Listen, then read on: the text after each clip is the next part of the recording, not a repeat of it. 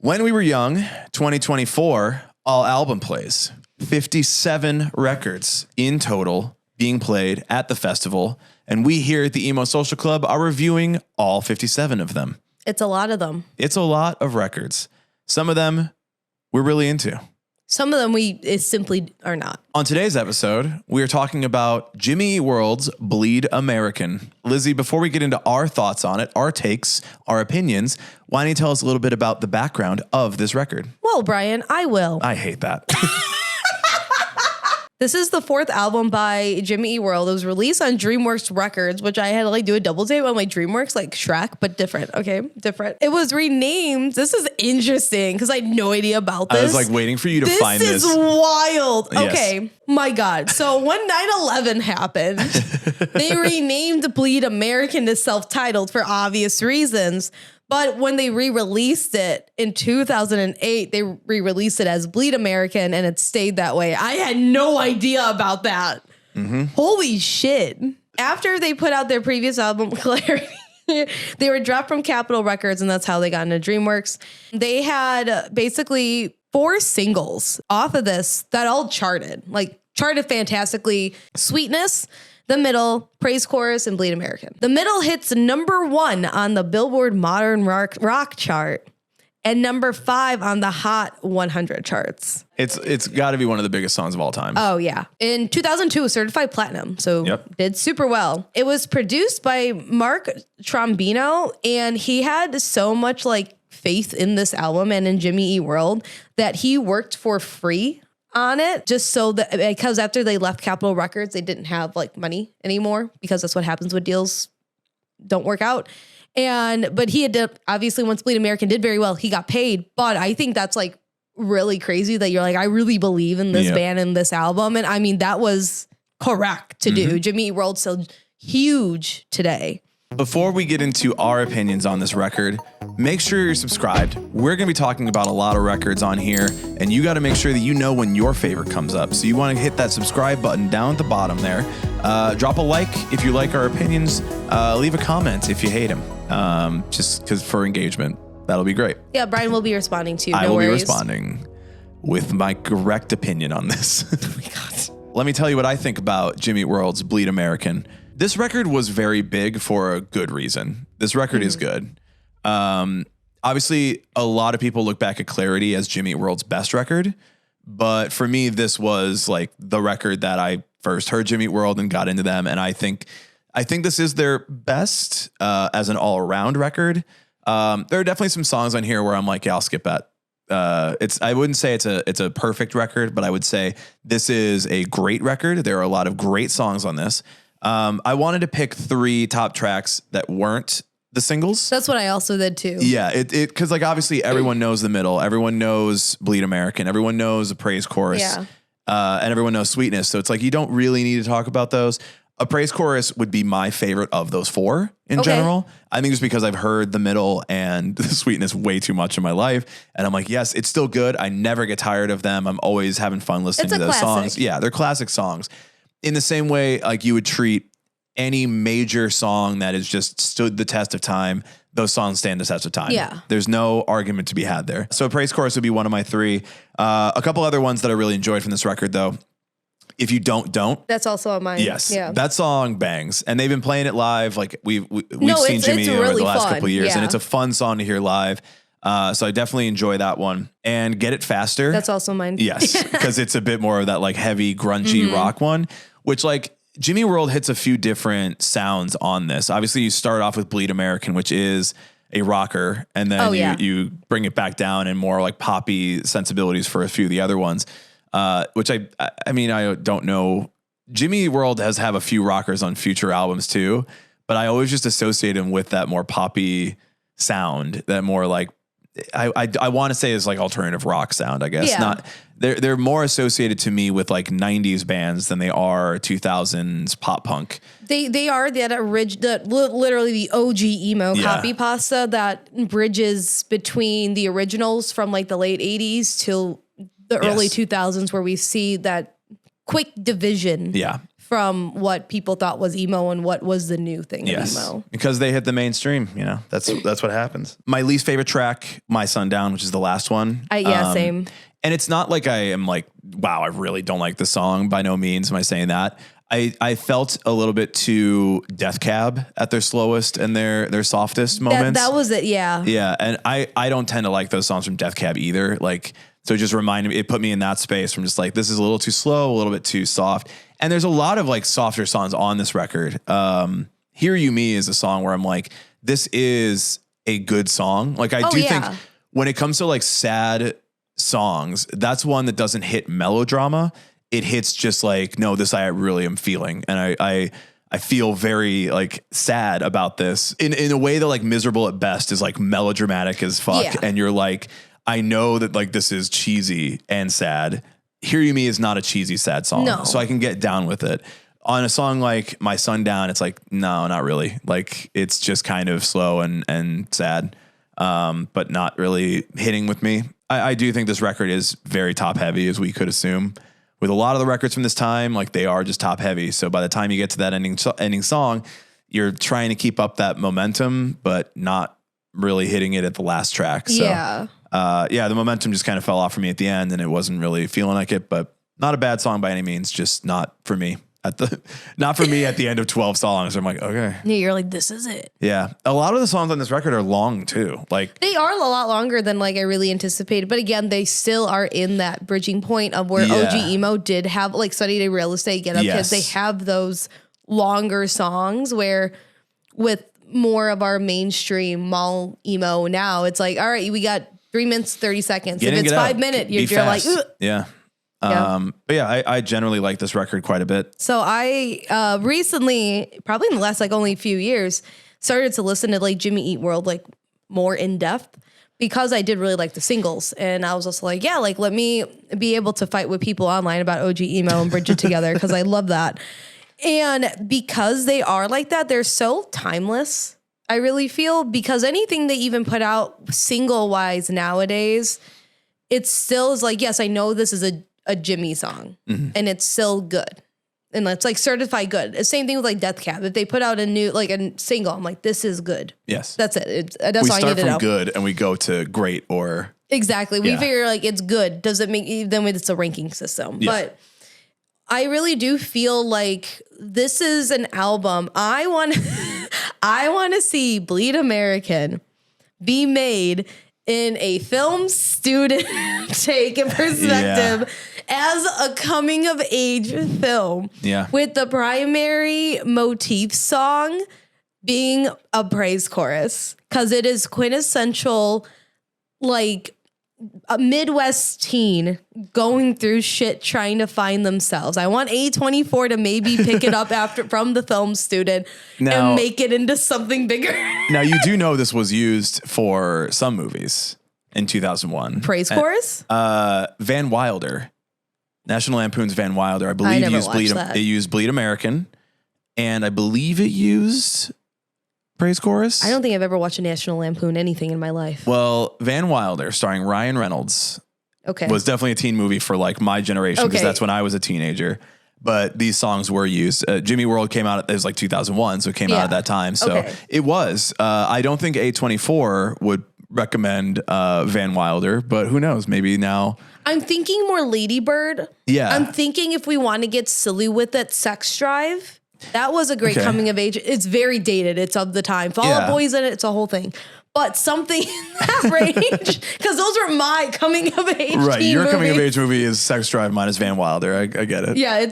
We're two different worlds dichotomies here. But the same college world. My other tops that Brian didn't mention would be Authority Song. I really like that track. Mm-hmm. It stands out a little bit more so than their other songs that they have on here that are usually a little bit slower. And I think that could have been something that was like more like a B single, arguably. Yeah. The ones it's not that I didn't care for them too much. It was that like they were, again, slower. Things that I don't usually like, slow songs. It's a me problem, not a you problem. Your House, Cautioners, and My Sundown. See, I Your House is one of the longest songs for me. Yes. And it just feels longer than it actually is. I don't mind it. I think the song is good. I think it's it's just there. long. Like I play albums in full, like front to back. So Yeah. I wouldn't like skip it. I would just like let it run its course. But I'll say I kind of liked Cautioners. Okay. Like I know it's slow, but I like that little like sort of guitar chuggingness in it. It's a little bit like Radiohead. It's a little bit like more alternative sounding. But I definitely, yeah, there's a lot of those slower songs on the record that I'm like,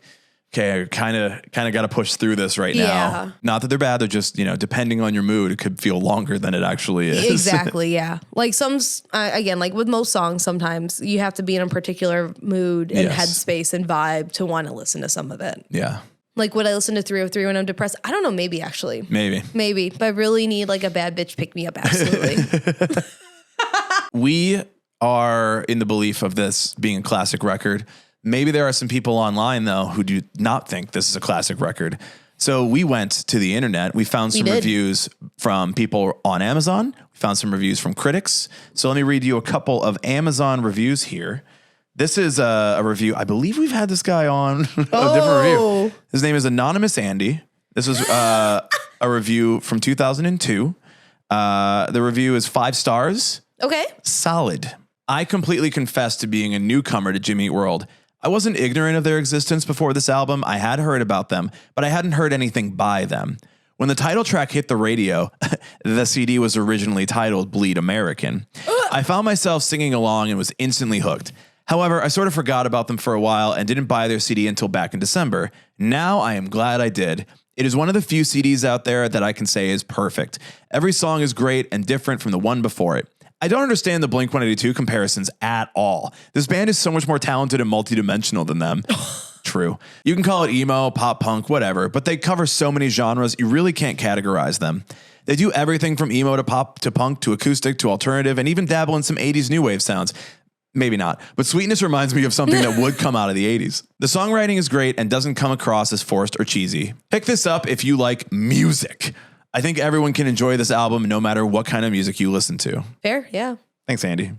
I mean, a lot of moms do enjoy the middle and Sweetness. This is one more review from 2018 from a reviewer named Dusty. The title is, But It's Better to Just Enjoy Life and Walk Away from Judgment. 5 stars. Correct. One of the songs in the middle, I think it's called, tends to balance my brain when I start worrying about what others think. Ooh. It gives perspective. Nothing is wrong with you. And believe it or not, others could worry too. But it's better to just enjoy life and walk away from judgment. 4 people found this helpful. Wow. Love that. I don't know what Dusty was trying to say there, but I think he's spitting. I think he's just spitting like you should just fucking like it and stop being an asshole. No, I think he's saying the lyrics of the middle. You ever, just take some time. Take some time. He literally is like, the middle speaks to me. And it's 2018. I have this insane Delulu girl thought that might be woo woo too. So that every time I hear the song The Middle on the radio or in a store, like unprompted, like I do not cue it up on my phone listening to anything. I'm like, oh, this is signaling to me that something is going to change in my life. And I equated it to that because something I forgot what the bigger event was that happened to me when I was in undergrad, but I heard it and I really felt it. And then like a couple weeks later, I think it was like some award nominations I had gotten. And I was like, oh my God, like, holy shit. And then every time I'm like, what's happening? What do I need to pay attention to? Again, Delulu world, like woo-woo girl energy. It's but karma. I live by that It's just the karma of it. I don't know what made people in the early 2000s dislike Jimmy Eat World's Bleed American this much. So one of the ones here is from the LA Times, RIP, Steve Hockman, 2.5 out of 4 stars. Those graduating from teen taste could well turn to this album as a first step to adulthood. And the title track particularly, the Arizona band offers melodic rock with a more mature, broader view of life than that of Blink-182, if without the incisive wit and winks, still with cutting-edge rock. And there's enough pop-crafted harmonies and several gentler songs not to scare off those just leaving NSYNC behind. I just don't... Pop music in 01 was a different time. We're man. also going to see a consistent relation to Blink-182. And Blink-182 and Jimmy Eat World do not sound the same. If anything, new recent Blink-182 would, but that wasn't even out yet. Consider that the pop of the last 2 years before this was released was 1999. So we had a lot of the boy bands, NSYNC and Blink. And then 2000 and 2001. So like it was a couple years there where it was a lot of like pop, NSYNC and Backstreet Boys being at the top of that. Obviously, I'm putting this in more of like the band sense of like groups versus like Britney Spears and Christina like Aguilera and things like that. Of course. And then you had Blink-182, which was appealing to that audience. So when you're like thinking like, who is this similar to? All you got is Blink-182. So I think that's the only reason is like there was like Green Day was massive at the time too, but they were very clearly more on the rock punk end. Yeah. And the audience that came out for Blink was much more the pop audience. People were listening to NSYNC and Britney Spears and Blink-182. Right, because Blink was very catchy. And obviously the main singles are very catchy. Yeah. They stick in your head. Yeah. So I get it because it is appealing to the same audiences at that time. And so a writer is like, I don't have anyone else to compare this to. I guess. Do better, writers. Okay. From a writer. Well, once we got to 2004, it was like, okay, there's more bands we can compare it to. So this is one of the only 4 out of 5 star reviews from the original release that is out there by NME, just staff. The retitled Jimmy Eat World is a veritable pop buzzsaw rammed to its back teeth with infectious melodies and a teen TV sentiment. The kind of record you can easily imagine on heavy radio rotation. In short, if they weren't such sensitive souls, you'd suspect the Arizona band were targeting a very specific type of market. Those who can't bring themselves to like the puerile antics of Blink-182, but find themselves curiously attracted to the pop nose and shiny production at work there. For the sensitive melodic mosher seeking relationship empathy, Jimmy Eat World could be a godsend. Sure. Yeah. So there's that. Obviously, we loved this record. Whether the critics or the Amazon reviewers say otherwise, we like this one. But how much do we like it? Would we answer the question, should you see this record played in full at When We Were Young Fest? Now, I don't think I've seen them play this whole record in full. They have played this in full at other sets that we have not been able to go to. I feel we've seen Jimmy Eat World so many times, not usually by accident. Like I want to go see Jimmy Eat World because they are really fun live. Yeah, love Jimmy. I just never seen this full album live. So I would say honestly that in the many times that I have seen Jimmy Eat World play, they have played all of the songs off of this record that I would want to hear live, realistically. I may not watch this at the fest just because I have seen Jimmy a bunch of times and have seen most of the songs on this record that like I have a very strong feeling for. Yeah. This will very much be dependent on whether or not they're playing opposite another band, playing an album that I haven't seen or I want to see. If there is an opportunity to watch this record, I will definitely check it out, but I will likely be somewhere else. Just knowing that there's a lot of stuff going on in that day, I will likely check out the beginning of the record, hear the songs I need to hear. And if I miss Sweetness even, it's like, yeah, I will see Jimmy Eat World again at some time. I will obviously pay money to go see Jimmy Eat World individually. I can skip it at this fest. Yeah, I will say I've seen Jimmy Eat World a lot. I do really enjoy Jimmy Eat World. They're, like I said, they're super fun live. But I do feel like I've seen them so many times when they've come through Chicago. And I think it'll also be indicative if they are going to do just an album play tour for this, it would be do I catch them at if they're doing fest? Do I catch them at like a Chicago fest? Do I just catch them on the Chicago leg? Because I think if there is somebody at the same time as them that I'm like, I've never seen this band or I haven't seen this one, record ever played live and I may never see it again live, then I would probably go there. But if you love Jimmy Eat World or if you're just getting into them, I really encourage a lot of people to at least attend half of their set, whatever half of it, it'll be fantastic. When this is coming out too, Jimmy Eat World will be on tour with Fall Out Boy, which we are going to see the Fall Out Boy show. So we will also be seeing Jimmy within the next couple of months when this comes out. So realistically, we will be seeing Jimmy Eat World. Oh, yeah, we will be. That also pushes me to be like, well, I've already seen Jimmy this year. Yeah. Like I'm okay. Surprise Bleed American set at the Fall Out Boy tour. I mean, again, it feels like they're going to play all the big ones from this. So of course, yeah. I'll have seen all these songs. They'll probably play their newer stuff too, of course. Like their singles they've put out in the Jimmy's last got so many 5 bangers. or so. Again, whatever Jimmy single ends up on the radio, I'm like, this is good. Yeah, it's all It's good. certified good. I have no complaints. Certified fresh. So that was our thoughts. Those are our feelings on this record, Jimmy Eat World's Bleed American. Were we right? Were we wrong? Where were you on 9/11? Let us know in the comments. Drop a line. Make sure to subscribe while you're down there so that you make sure to subscribe when you're down there so that you can be notified when all of these reviews go up. And obviously, we're going to be going through all of them. So you want to know when your favorite is going to be mentioned. But until then, Jimmy Eat World, Bleed American, When We Were Young Fest. We'll see you there.